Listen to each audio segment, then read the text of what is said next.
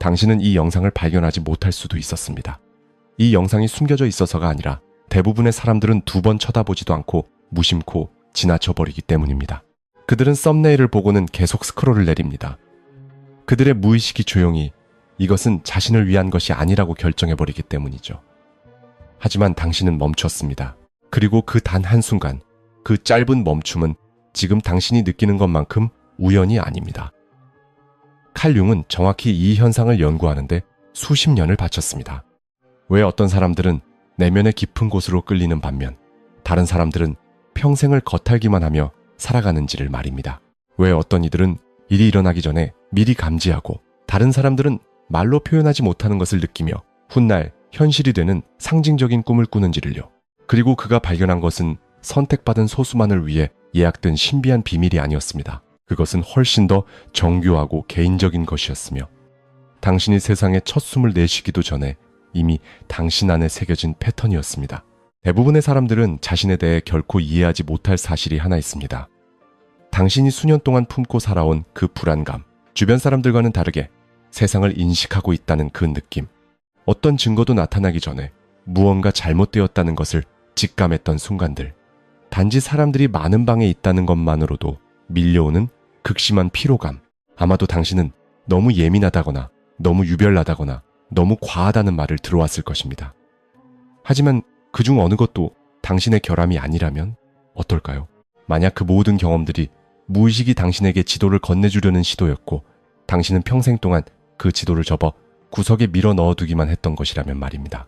이것은 단순한 성격 테스트가 아닙니다. 기분 좋아지라고 건네는 긍정의 확언들도 아닙니다. 이제 당신이 마주하게 될 것은 집단 무의식, 원형, 그리고 개성화 과정에 대한 칼 융의 가장 깊은 연구에 뿌리를 둔 심리학적 발굴 작업입니다. 이 영상이 끝날 무렵 당신은 단순히 당신의 영적 재능이 무엇인지 이해하는데 그치지 않을 것입니다. 왜 당신이 항상 그것을 가지고 있었는지, 왜 그것이 당신을 두렵게 했는지, 그리고 왜 세상이 더 이상 숨지 않는 있는 그대로의 당신을 간절히 필요로 하는지 알게 될 것입니다. 오늘 밤 대부분의 사람들은 다른 영상을 볼 것입니다. 그들은 선명함 대신 편안함을 선택하겠지만 당신은 여전히 여기에 있습니다. 그리고 그것은 이미 당신에게 무언가를 말해주고 있습니다.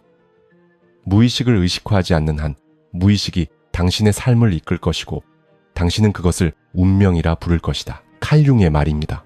당신의 가장 위대하고 아름다운 여정은 바로 당신 자신에게로 돌아가는 길입니다. 칼 융 철학 채널을 구독하고 좋아요를 눌러 이 길을 함께 걸어갑시다. 만약 이 도입부가 이미 당신 내면의 고요한 무언가를 깨웠다면 당신의 마음이 그것을 분석하기도 전에 당신의 일부가 그 단어들 속에서 스스로를 알아봤다면 아래 댓글에 11이라고 적어주세요.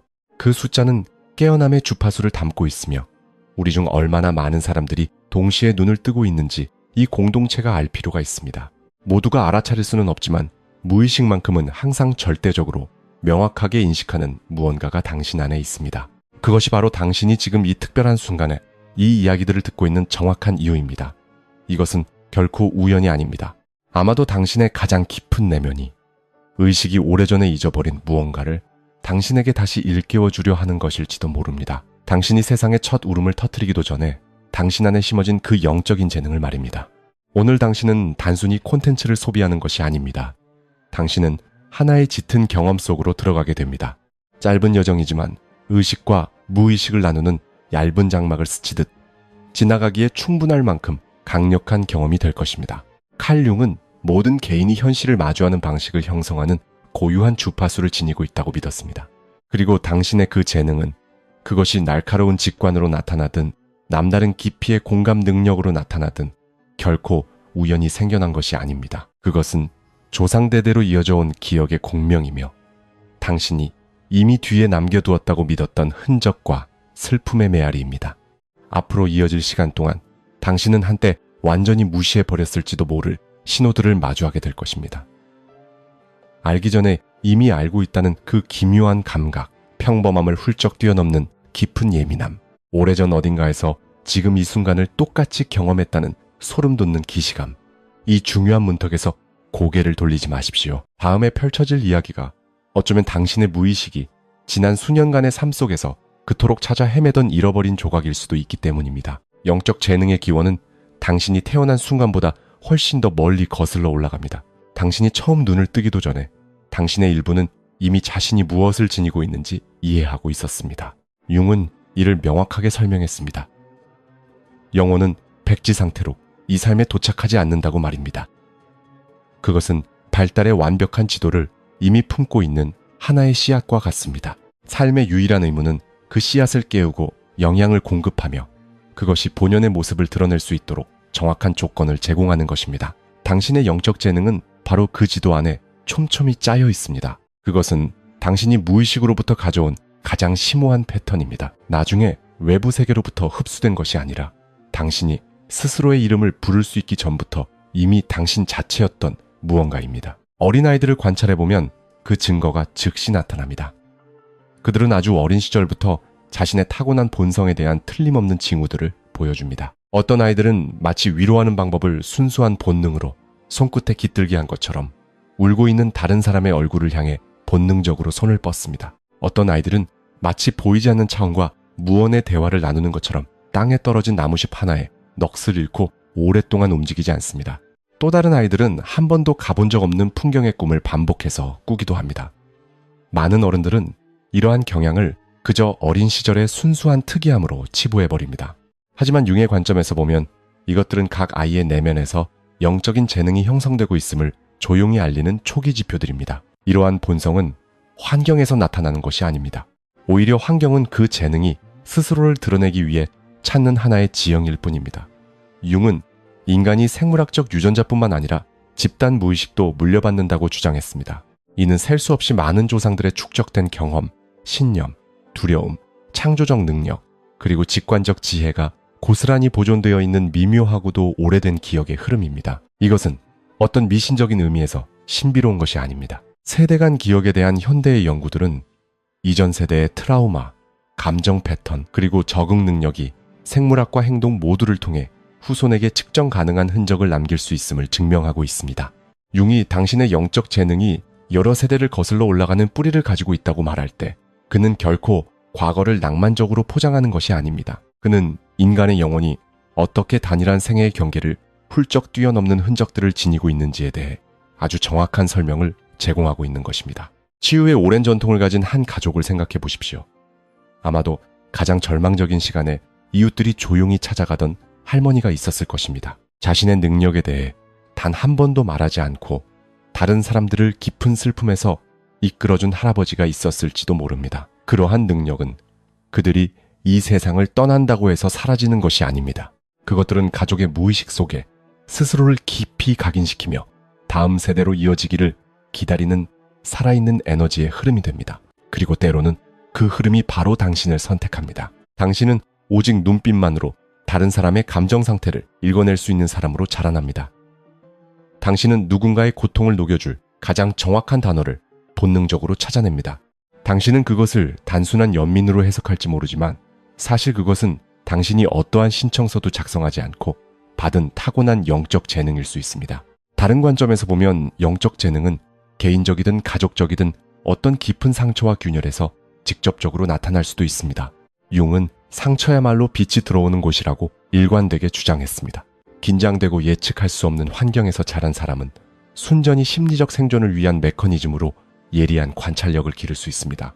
하지만 시간이 지남에 따라 그 생존의 기술은 훨씬 더 정교한 것, 날카로운 직관, 다른 사람들이 간과하는 것을 정확하게 꿰뚫어 보는 재능으로 변모합니다. 한때 깊은 고립을 견뎌야 했던 아이는 자기 보호의 일환으로 비범할 만큼 풍요로운 내면 세계를 구축할지도 모릅니다. 어른이 되어서 그 내면 세계는 생생한 상징적 꿈, 놀라운 상상력, 그리고 때로는 무의식 그 자체로 향하는 직접적인 다리의 원천이 됩니다. 한때 우리를 한없이 연약하게 만들었던 것이 이제는 영적 재능이 가장 깊이 뿌리내리는 최적의 토양으로 거듭나는 것입니다. 영적 재능은 또한 각 사람이 지닌 특정 원형을 통해 나타납니다. 원형은 집단 무의식 속에 내재된 살아있는 패턴들입니다. 어떤 사람들은 치유자의 원형을, 다른 사람들은 안내자, 관찰자 또는 창조자의 원형을 지니고 있습니다. 이것들은 외부에서 흡수한 성격이 아닙니다. 그것들은 모든 행동, 모든 선택, 모든 관계의 저변에 흐르는 심리적인 해리와 같습니다. 당신이 삶에 반응하고 직업을 선택하고 사랑을 추구하거나 어려움을 헤쳐나갈 때 당신은 의식하지 못하는 순간에도 당신의 원형을 표현하고 있는 것입니다. 몽상가의 원형을 가진 사람은 어린 시절의 기억이 거의 없을지라도 자기 자신마저 놀라게 할 만큼 놀라운 상상력과 꿈을 가질 수 있습니다. 관찰자의 원형을 가진 사람은 자신이 어떻게 아는지 그 원리를 설명하지 못하면서도 타인의 행동 뒤에 숨겨진 동기를 정확히 짚어냅니다. 치유자의 원형을 지닌 사람은 어린 시절부터 자신도 모르는 사이에 항상 남들이 속마음을 털어놓는 안식처 같은 존재가 됩니다. 이러한 패턴들은 가벼운 취향의 문제가 아닙니다. 그것들은 외부 세계가 당신에게 어떤 사람이 되어야 한다고 지시하기 훨씬 전부터 당신이 지니고 있던 당신만의 서명입니다. 놀라운 것은 영적 재능이 거의 항상 삶의 초기에 표면으로 드러난다는 사실입니다. 하지만 우리는 그것이 너무나 자연스럽게 느껴지기 때문에 지속적으로 그것을 인식하는 데 실패합니다. 마치 절대음감을 가지고 태어난 사람이 모든 사람이 자신과 똑같이 소리를 경험한다고 착각하는 것처럼 말입니다. 그 재능의 지극한 자연스러움 때문에 우리는 삶이 결국 우리를 다시 돌아보게 만드는 상황에 놓을 때까지 그것을 평범한 것으로 취급하게 됩니다. 융은 또한 영혼이 삶에 도착할 때 특정한 경향성을 띠고 온다고 관찰했습니다. 각 사람은 특정한 방향으로 발전하려는 타고난 성향을 지니고 있습니다. 어떤 사람들은 감정으로, 어떤 사람들은 직관으로, 또 다른 사람들은 깊은 분석적 통찰력으로 기울어집니다. 당신이 그 경향성과 일치하는 삶을 살 때 존재 자체가 흐름을 거스르는 것이 아니라 흐름을 타고 나아가는 것처럼 느껴지기 시작합니다. 그리고 궁극적으로 당신의 영적 재능은 개인의 이익을 초월하는 어떤 목적을 위해 존재합니다. 그것은 영원히 세상과 소통하기 위해 사용하는 언어이며 당신이 가장 진실된 당신의 모습이 되도록 안내하는 나침반입니다. 당신이 태어나기도 전부터 당신 안에 품고 있던 바로 그 모습 말입니다. 자, 이제 그 재능은 당신 안에서 어떤 형태를 띠고 있습니까? 모든 씨앗은 흙을 뚫고 나오기를 원합니다. 하지만 각자는 자신만의 고유한 방식으로 꽃을 피웁니다. 어떤 이는 날카로운 직관을 통해 꽃을 피우고 어떤 이는 고요하고 깊은 공감을 통해 꽃을 피웁니다. 또 어떤 이는 항해 도구처럼 정밀하게 찾아오는 꿈을 통해 만개합니다. 만약 이 이야기들을 들으며 마치 잠들어 있던 기억의 한 조각이 방금 깨어난 것처럼 가슴속에서 부드러운 떨림을 느낀다면 조금만 더 이곳에 머물러 주십시오. 이 여정은 당신이 경험할 가장 중요한 인식, 즉 당신이 항상 지니고 있던 재능의 본질을 향해 당신을 안내하고 있는지도 모릅니다. 만약 이 채널이 진정성 있는 방식으로 당신의 내면 세계와 동행해 왔다면 댓글에 777을 남겨주세요. 그 숫자는 신성한 지혜의 주파수를 담고 있으며 이 공동체는 우리 중 얼마나 많은 이들이 같은 깊이를 함께 걷고 있는지 볼 자격이 있습니다. 융이 각 사람이 원형의 인도를 받으며 삶에 들어온다고 말했을 때 그는 추상적인 철학을 이야기한 것이 아니었습니다. 그는 매우 현실적이고 매우 즉각적인 능력들을 설명하고 있었으며 그것은 너무나 미묘해서 그것을 가장 강력하게 가진 사람들조차 제일 마지막에 알아차리곤 합니다. 첫 번째 형태는 예언자의 원형인 직관입니다. 이 재능을 지닌 사람들은 단 하나의 증거가 구체화되기도 전에 진실을 아는 경우가 많습니다. 그들은 추측하지 않습니다. 그저 알 뿐입니다. 마치 어떤 공간에 들어갔을 때 겉으로는 아무런 문제가 없어 보여도 무언가 근본적으로 어긋나 있다는 것을 단 몇 초 만에 감지하는 것처럼 말입니다. 융은 직관을 집단 무의식과의 직접적인 접촉으로 보았으며 이성적인 사고가 아직 도달하지 못한 차원의 송신을 수신할 수 있는 안테나로 여겼습니다. 당신은 설명할 수 없는 끌림 때문에 경로를 바꾸었던 마지막 순간을 기억할지도 모릅니다. 그리고 나중에야 왜 그 순간에 그런 끌림이 나타났는지 정확히 알게 되었던 경험을 말입니다. 그 설명할 수 없는 작은 순간들이 바로 예언자가 자신의 존재를 알리는 소리입니다. 두 번째 형태는 치유자의 원형인 공감 능력입니다. 이 사람들은 단순히 다른 사람의 이야기를 듣는데 그치지 않습니다. 그들은 그 이야기 속으로 직접 들어갑니다. 친구가 밝고 차분한 겉모습을 보여줄지라도 치유자는 단 몇 초 만에 그 연기 뒤에 숨겨진 깊은 슬픔을 알아차립니다. 융은 이 현상을 무의식적 동일시라고 설명했습니다. 언어가 개입할 기회를 얻기도 전에 영혼이 다른 영혼과 먼저 접촉하는 것입니다. 당신은 누군가의 어려움을 도와주고 난 후 진심으로 탈진하는 느낌을 받을지도 모릅니다. 하지만 당신의 존재가 지속적으로 다른 사람들의 마음을 눈에 지게 가벼워지게 만든다는 사실을 주목하십시오. 이것은 결함이 아닙니다. 이것은 치유의 재능이 가진 틀림없는 서명입니다. 당신의 심리는 주변의 감정적 무게를 흡수하여 다른 사람들이 그들의 짐을 조금이나마 내려놓을 수 있게 해줍니다. 세 번째 형태는 몽상가의 원형인 꿈꾸는 능력입니다. 이 재능을 지닌 사람들에게 꿈은 밤의 오락거리가 아닙니다. 그들의 꿈은 고유한 건축물, 메시지, 반복되는 상징을 가지고 있으며 때로는 현실의 낯까지 따라와 불안할 정도로 선명하게 예언적인 성격을 띠기도 합니다. 융은 꿈이 무의식으로부터 온 서신이라고 말했습니다.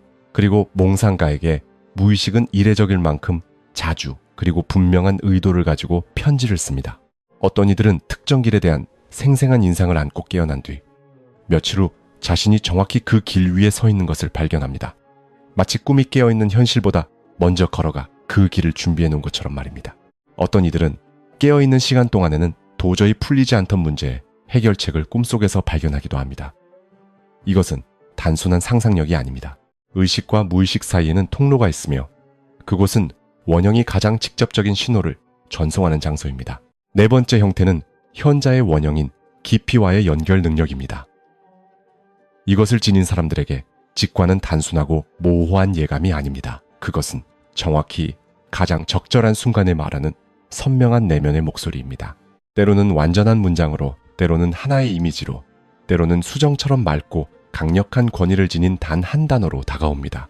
이러한 전송은 종종 평범한 분석적 사고를 뛰어넘는 지혜를 전달하며 놀라울 정도로, 때로는 불편할 정도로 정확합니다. 융은 사람이 진정한 자아에 가까워질수록 상징적인 이미지들이 적극적인 안내자로 나타나기 시작한다고 믿었습니다. 현자는 걷는 동안 혹은 지극히 평범해 보이는 순간에 멈춰서서 이러한 메시지를 수신할 수 있습니다. 다른 사람들은 그들을 괴짜라고 여길지도 모릅니다. 하지만 그들의 말은 누군가에게 나침반이 가장 절실하게 필요한 그 정확한 순간에 나침반처럼 도달합니다. 이 모든 형태의 영적 재능을 하나로 묶어주는 것은 무엇일까요? 그것들은 평범한 존재의 가장 작은 제스처를 통해 표면으로 떠오릅니다. 누군가가 의도적으로 말하지 않고 있는 것을 알아채는 단 한 번의 눈빛에서, 당신이 따르기로 결정한 예감 속에서, 그로 인해 당신은 무엇을 피했는지 영원히 온전히 알지 못한 채 무언가를 피하게 됩니다. 당신이 스스로를 아는 것보다 당신을 더 잘 아는 무언가에 의해 인도받고 있다는 틀림없는 감각을 전해주는 꿈속에서 당신의 영적 재능은 얻기 위해 애써 노력해야만 하는 것이 아닙니다. 그것은 단지 그 이름만 몰랐을 뿐 당신이 이미 늘 해오고 있던 일입니다. 이제 우리는 이 재능이 당신 안에서 적극적으로 깨어나려 하고 있다는 신호들에 도달했습니다. 융은 언젠가 세상이 당신에게 당신이 누구인지 물을 것이고 만약 당신이 모른다면 세상이 당신을 대신해 대답할 것이라고 썼습니다. 그는 영혼이 천둥소리와 함께 요란하게 깨어나지 않는다고 믿었습니다. 그것은 너무나 미세해서 쉽게 놓칠 수 있는, 거의 감지할 수 없을 만큼 섬세한 움직임을 통해 깨어납니다. 그러나 삶의 궤적을 되돌아보면 그것이 당신이 깨달았던 것보다 훨씬 더 오랫동안 당신에게 닿기 위해 시도해왔다는 것을 알게 됩니다. 첫 번째 신호는 종종 비정상적으로 날카로운 직관으로 나타납니다. 대중적인 책에서 묘사되는 낭만적인 직관이 아니라 극도로 현실적이고 즉각적인 순간들 말입니다. 어떤 상황에 들어가려 할 때 방향을 바꿔야 할 것 같은 원인을 알 수 없는 충동을 갑자기 경험합니다. 모든 눈에 보이는 지표들이 모든 것이 괜찮다고 확인해 줄 때조차도 당신은 무언가 어긋나 있다는 것을 감지합니다. 깨어나는 직관은 좀처럼 극적으로 다가오지 않습니다. 그것은 누군가 당신의 어깨에 조용히 손을 얹고 이곳에 주의를 기울이라고 속삭이는 것에 더 가깝습니다. 융에 따르면 직관이 평소의 기준치를 넘어 날카로워질 때 무의식은 당신이 자신을 더 깊이 들여다볼 준비가 되었다는 특별한 신호를 보내고 있는 것입니다. 의식과 무의식 사이의 흐릿한 경계, 진실이 끊임없이 말을 건네기로 선택하는 바로 그 중간 지대인 경계 공간으로 들어갈 준비를 하십시오. 다음 신호는 환경과 사람들의 에너지적 특성에 대한 민감도가 높아지는 것입니다. 방에 들어서자마자 그곳의 공기가 무거운지 아니면 확장되어 있는지 즉각적으로 감지합니다. 자연 속의 어느 장소를 방문하면 마치 그곳이 오랜 부재를 넘어 당신을 알아본 것처럼 당신의 신경계가 이완됩니다. 이러한 예민함은 나약함이 아닙니다. 그것은 무선 주파수를 감지하는 능력처럼 기능합니다. 당신의 수신기가 미세하게 조정되면 당신은 더 많이 수신하고 더 많이 느끼며 때로는 더 빨리 지치기도 합니다. 많은 사람들이 수년 동안 이것을 개인적인 결함으로 해석하며 살아왔습니다. 하지만 융의 관점에서 보면 이것은 자아의 갑옷이 얇아지고 있다는 명확한 신호입니다. 미묘한 무의식이 그 인내심 있는 태동을 시작할 수 있을 만큼 충분히 얇아졌음을 의미합니다. 또 다른 강력한 신호는 생생하게 방향을 제시하는 꿈의 등장입니다. 많은 사람들이 어느 시점부터 그들의 꿈의 세계가 변모한다고 보고합니다. 이미지는 더욱 강렬해집니다. 이야기는 깊어집니다. 경험은 너무나 진짜처럼 느껴져서 잠에서 깨어났을 때 꿈의 세계와 깨어있는 현실 사이의 구분을 다시 세우는데 잠시 시간이 필요할 정도입니다. 융은 꿈을 무의식의 모국어로 여겼습니다. 무의식이 당신을 깨우고 싶어 할 때 평범한 메시지를 보내지 않습니다. 그것은 상징을 파견합니다. 그것은 놀라울 정도로 정밀한 이미지를 보냅니다. 오직 당신의 고유한 영혼만이 해독할 수 있는 특별한 어휘로 된 이야기들을 구성합니다. 자주 간과되지만 매우 중요한 의미를 지니는 또 하나의 신호는 반복되는 데자비의 경험입니다. 융에게 이 현상은 단순한 신경학적 호기심의 대상이 아닙니다. 그것은 경험의 두 가지 다른 층위가 접촉하는 순간을 나타낼 수 있습니다. 그 기묘한 친숙함은 종종 당신이 올바른 길에 있을 때, 올바른 사람을 만났을 때, 혹은 의식이 그 위치에 도달하기 훨씬 전에 영혼이 이미 알아본 문턱 앞에 서 있을 때 정확하게 나타납니다. 그것은 마치 무의식이 조용히 그래, 바로 이거야 라고 확인해 주는 것과 같습니다. 만약 당신이 예전에 이런 느낌을 받은 적이 있다면 댓글에 사사사라고 남겨주세요. 당신이 전에 이곳에 와본 적이 있다는 그 이상하면서도 확고한 알매 감각 말입니다. 그 숫자는 보호와 확신의 주파수를 담고 있습니다. 그것은 당신이 길을 잃지 않았다는 뜻입니다. 당신은 언제나 도착하기로 되어 있던 바로 그 자리에 서 있습니다. 무의식이 꿈틀거리기 시작하면 삶의 질감이 바뀝니다. 이전에 당신의 주의를 끌었던 것들이 텅 빈 것처럼 느껴지기 시작합니다. 이전에 당신을 위협했던 것들이 이제는 다가갈 수 있는 것으로 변합니다. 당신은 모든 것을 다른 눈으로 인식하기 시작합니다. 더 느리게, 더 깊게, 그리고 더 본질적으로 진실하게 말입니다. 많은 사람들이 이러한 변화를 평범한 현실 뒤에 숨겨진 빛을 감지하는 것이라고 묘사합니다. 희미하지만 흔들림 없는 무언가가 지도도 없이 길을 안내하는 느낌입니다. 그것이 바로 에고에서 진정한 자아로, 표면에서 영이 되던 삶에서 진정한 깊이에 뿌리를 둔 삶으로의 이동입니다. 하지만 융이 알고 있었고 영적 재능에 대한 대부분의 논의들이 의도적으로 피하는 이야기가 하나 있습니다. 진정한 일관성을 띤 빛이 나타나기 전에 그림자가 먼저 도착한다는 사실입니다. 당신이 자신의 진정한 본성에 다가가기 시작하는 순간 그림자가 일어나 당신과 그 재능 사이에 섭니다.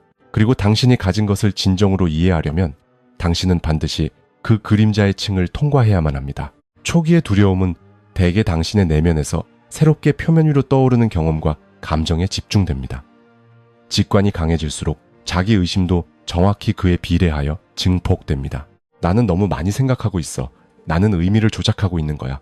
나의 예민함은 비정상적이야. 꿈이 더 명확해질수록 그 의미에 대한 불안감도 함께 쌓여갑니다. 당신이 다른 사람들의 감정 상태를 극도로 예리하게 감지하기 시작하면 자기 보호수단으로 사회적 접촉을 피하고 숨어버리려는 욕구가 강해집니다. 이 모든 반응들은 그림자가 정확히 설계된 대로 작동하고 있는 것입니다. 그림자는 결코 무력으로 당신이 재능에 접근하는 것을 막지 않습니다. 그것은 자기 의심을 무기로 사용합니다. 그림자는 당신 안에서 깨어나는 것이 과도하고 비정상적이며 통제할 수 없다고 당신을 설득합니다. 실제로는 그것이 단지 의식적인 에고에게 낯설 뿐인데도 말입니다. 당신의 영혼에게 그것은 전혀 낯선 것이 아닙니다. 그림자는 또한 지속적으로 당신이 진짜 모습을 드러내는 것에 대한 두려움의 형태를 취합니다. 모든 진실한 영적 재능은 당신을 세상과의 만남 속에서 더 예민하고 더 지각력 있으며 더 직접적으로 존재하게 만듭니다. 그리고 그 감각이 강렬해짐과 동시에 사람들이 나를 어떻게 생각할까라는 오래된 질문이 찾아옵니다.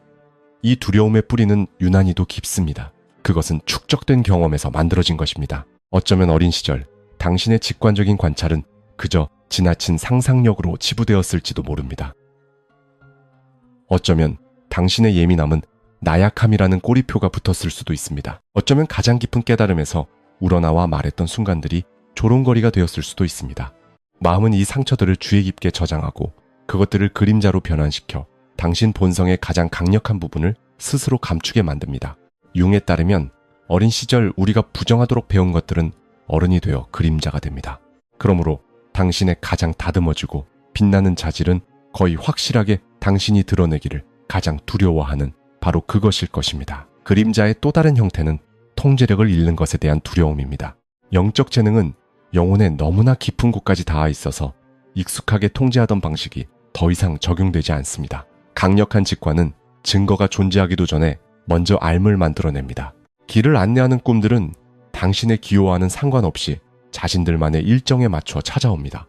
의식적인 마음은 끊임없이 관리하고 분류하고 설명하려고 애를 씁니다. 하지만 영적 재능은 완전히 다른 원칙에 따라 작동하며 그 무한한 광활함은 많은 사람들을 깊이 혼란스럽게 만듭니다. 그림자는 모든 것이 예측 가능하고 통제 가능한 옛날의 익숙한 영역을 지키기 위해 자리를 잡습니다.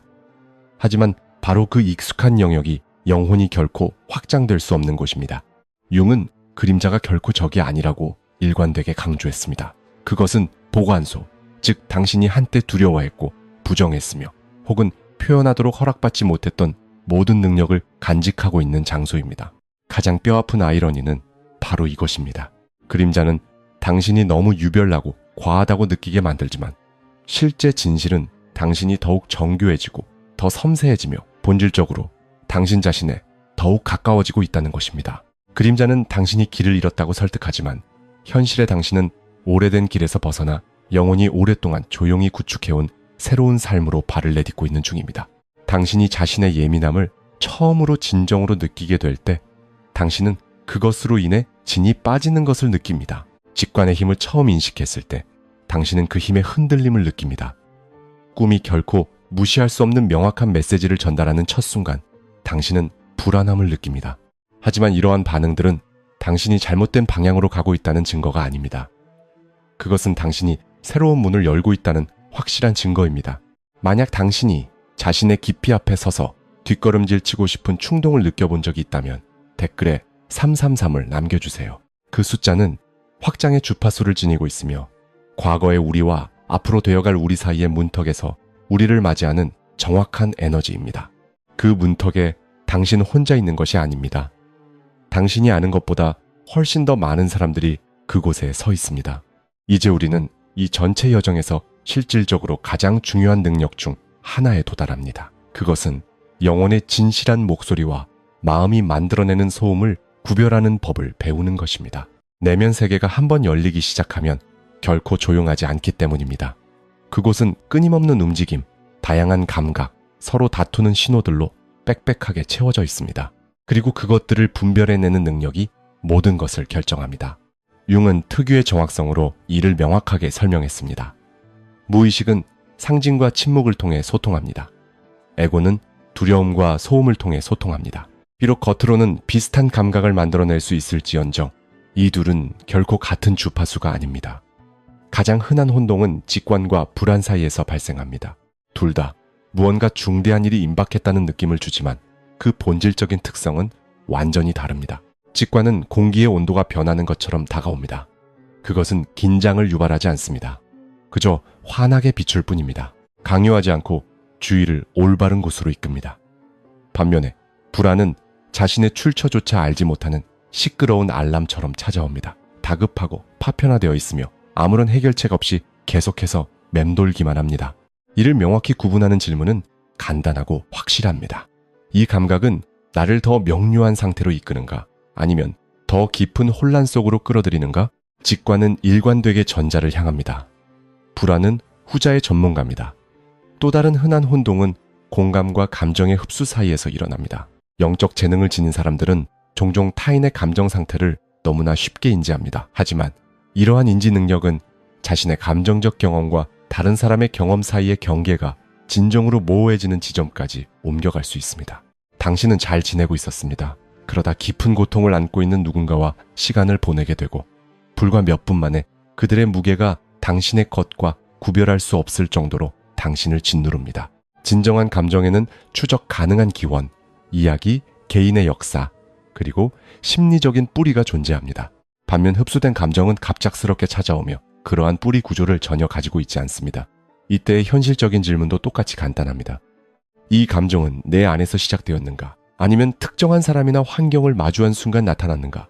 만약 당신이 그 공간을 떠났을 때 그 감정이 사라진다면 그것은 애초에 당신이 짊어져야 할 당신의 감정이 아니었던 것입니다. 더 미묘한 차이는 진정으로 상징적인 꿈과 마음이 매일 밤 겪는 평범한 처리 과정 사이에 다름에 있습니다. 모든 생생한 꿈이 의도적인 메시지를 담고 있는 것은 아닙니다. 융은 질감과 잔여물이라는 요소로 이 둘을 구분했습니다. 길을 안내하는 꿈은 강력하고 일관된 이미지, 반복되는 상징적 요소, 그리고 다음날 하루 종일 지속되는 특유의 감각을 지니고 있습니다. 신중한 답장을 요구하는 한 통의 편지를 받은 듯한 느낌을 줍니다. 반면에 처리 과정의 꿈은 마음이 그저 유지보수를 수행하는 것으로 무의식의 더 깊은 패턴보다는 일상 경험에 축적된 잔해들을 반영하며 엉켜있고 파편화되어 있습니다. 이 둘을 구분하는 확실한 방법은 깨어났을 때 당신이 무엇을 쥐고 있는지 확인하는 것입니다. 진짜 꿈은 깊은 여운을 남깁니다. 단순한 처리 과정의 꿈은 수면 자체가 주는 가벼운 방향, 상실감만을 남길 뿐입니다. 융은 그만의 직설적인 화법으로 본질적인 원칙을 제시했습니다. 당신의 환상은 오직 당신이 자신의 마음속을 들여다볼 준비가 되었을 때만 선명해질 것이다. 밖을 보는 자는 꿈을 꾸지만 안을 보는 자는 깨어난다. 진실한 내면의 경험을 마음의 소음과 구별하는 능력은 분석을 통해 얻어지는 것이 아닙니다. 그것은 감각 자체의 성질에 대해 지속적이고 정직한 주의를 기울일 때 비로소 얻어집니다. 직관은 몸을 이완시킵니다. 불안은 몸을 수축시킵니다. 진짜 감정은 호흡을 안정시킵니다. 흡수된 소음은 호흡을 흐트려 놓습니다. 마음이 질문을 형성하기도 전에 몸은 이미 답을 알고 있습니다. 이제 이것을 단순한 이해를 넘어 살아있는 현실로 옮겨줄 세 가지 단계를 소개합니다. 첫 번째 단계는 관찰입니다. 연속 3일 동안 평범한 인식의 기준을 넘어서는 무언가를 경험하는 순간을 하루에 3번씩 기록하십시오. 이 단계에서는 아무것도 해석하거나 분석할 필요가 없습니다. 당신은 그저 스쳐 지나가거나 대수롭지 않다고 일관되게 무시해왔던 그 작은 파편들을 수집하는 것뿐입니다. 왜냐하면 당신이 무심코 놓쳐버릴 뻔했던 그 파편들이야말로 무의식의 가장 일관된 방향지시 등을 담고 있기 때문입니다. 두 번째 단계는 인식입니다. 이러한 작은 기록들이 충분히 쌓이고 나면 반복되는 패턴이 나타나기 시작할 것입니다. 융이 정신의 붉은 실이라고 불렀던 것 말입니다. 영적 재능은 결코 단 한 번의 극적인 계시를 통해 자신을 알리지 않습니다. 그것은 당신의 삶 전반에 걸쳐 이유도 모른 채 계속 반복되어 온 행동, 반응, 그리고 직관적인 대답들을 통해 서서히 모습을 드러냅니다. 만약 당신의 기록들이 묻지도 않았는데 다른 사람들이 속마음을 털어놓는 경험들 주변에 모여 있다면 당신은 치유자의 재능을 지니고 있을 수 있습니다. 만약 그것들이 방향을 정밀하게 제시하는 꿈에 집중되어 있다면 당신은 몽상가의 재능 쪽으로 기울어져 있을 것입니다. 인식이란 흩어진 조각들을 모아놓고 조용히 앉아 있다가 갑작스러운 깨달음과 함께 그 조각들이 처음부터 항상 같은 그림의 일부였음을 발견하는 경험입니다. 특정한 감정이 표면 위로 떠오를 때 당신은 비로소 인식을 이루었음을 알게 될 것입니다. 아, 내가 이름도 모른 채 항상 해오던 것이 바로 이거였구나. 세 번째 단계는 실험입니다. 융은 어떤 진정한 심리학적 이해도 살아있는 경험을 통과해야만 비로소 진실의 지위를 얻는다고 굳게 믿었습니다. 만약 강한 직관이 있다고 생각된다면 일주일 동안 작은 결정들을 내릴 때 분석적인 마음이 다른 대안을 만들어내기 전에 가장 먼저 떠오르는 걸러지지 않은 반응을 기반으로 선택해 보십시오. 만약 당신이 공감의 재능을 지니고 있다고 믿는다면 다른 사람의 감정 상태를 직접 묻지 않고 관찰한 뒤 그들의 이어지는 행동이 무엇을 보여주는지 세심하게 주의를 기울여 보십시오. 만약 당신의 꿈이 비정상적으로 생생하고 명확한 방향성을 가지고 있다면 잠들기 직전 스스로에게 구체적인 질문을 던지고 잠에서 깨어날 때 가장 먼저 떠오르는 이미지나 문장을 기록해 보십시오. 실험은 당신의 능력을 뽐내기 위한 공연이 아닙니다. 그것은 그 재능이 당신의 실제 삶의 질감에 진정으로 측정 가능한 영향을 만들어내는지 발견하는 과정입니다. 이 세 단계는 융의 본질적인 정신과 완벽하게 일치합니다. 인식하는 법을 배우고 이해하는 법을 배우며 마침내 살아가는 법을 배우는 것. 그리고 이제 그 재능이 진정한 힘이 될지 아니면 영원히 감춰진 채로 남을지 결정짓는 원칙들입니다. 융은 첫 번째 원칙에 대해 확고했습니다. 재능은 전시하기 위한 것이 아닙니다. 그것은 봉사하기 위한 것입니다. 강한 직관, 깊은 공감, 길을 안내하는 꿈, 이 중 어느 것도 당신에게 우월감을 부여하지 않습니다. 융은 지속적으로 영적 재능을 일종의 책임감, 즉 당신의 능력을 증명하기 위해서가 아니라 타인에게 무언가를 제공하기 위해 지니고 있는 능력으로 정의했습니다. 그 재능이 에고를 위해 사용될 때 그것은 위축됩니다. 반면 다른 사람들을 위해 사용될 때 그것은 확장됩니다. 이것은 단순히 시적인 표현이 아닙니다. 그것은 재능이 발전하거나 퇴화하게 만드는 아주 정확한 메커니즘입니다. 융의 두 번째 원칙은 그의 모든 연구 중에서 가장 조용하면서도 놀라운 것 중 하나입니다. 당신이 내면의 부름과 진정으로 일치하는 삶을 살 때 삶은 예측하거나 조작할 수 없는 방식으로 스스로를 재구성합니다. 그는 이것을 동시성, 즉 의미 있는 우연의 일치라고 불렀습니다. 당신이 만날 준비가 된 그 정확한 순간에 올바른 사람이 나타나는 것, 이제 더 이상 열릴 문이 없다고 단정짓는 그 순간에 정확히 문이 열리는 것, 오랜 시간 동안 감정적 예민함을 짐처럼 여겼던 누군가가 왜 그런지도 모른 채 다른 사람들이 갑자기 자신을 찾고 있다는 것을 깨닫게 되는 것. 진정한 일치의 주파수는 그들이 무엇을 느끼고 있는지 이름을 붙일 수 없는 사람들에게조차 감지될 수 있기 때문입니다. 영혼의 진실한 주파수에 발을 들이는 순간, 그리고 마지막으로 융은 모든 영적 재능이 빛의 한 형태라고 믿었습니다. 주의를 끌기 위해 화려하게 타오르는 빛이 아닙니다. 아무리 많은 방을 거쳐왔더라도 결코 꺼지지 않는 램프처럼 꾸준하고 변함없는 고요한 빛입니다. 그 빛은 어려운 대화 속에서 당신이 머무는 고요한 존재감 속에 살아 숨쉴지도 모릅니다. 누군가에게 가장 정확한 통찰이 필요했던 바로 그 순간에 발휘되는 직관의 정확성 속에 있을 수도 있습니다. 당신이 무심코 나누었던 꿈이 다른 누군가에게 인생의 전환점이 되는 순간 속에 있을 수도 있습니다. 아무도 그 이유를 설명할 수는 없지만 당신이 들어서자마자 왠지 모르게 부드러워지는 공간의 공기 속에 있을 수도 있습니다. 빛은 반드시 눈부시게 밝아야만 가치 있는 것이 아닙니다. 그저 진실하기만 하면 됩니다. 그리고 이제 당신이 이곳에 온전히 머물러 주셔야 할 가장 중요한 순간입니다. 왜냐하면 다음에 이어질 이야기는 대부분의 사람들이 결코 도달하지 못하는 여정의 부분이기 때문입니다.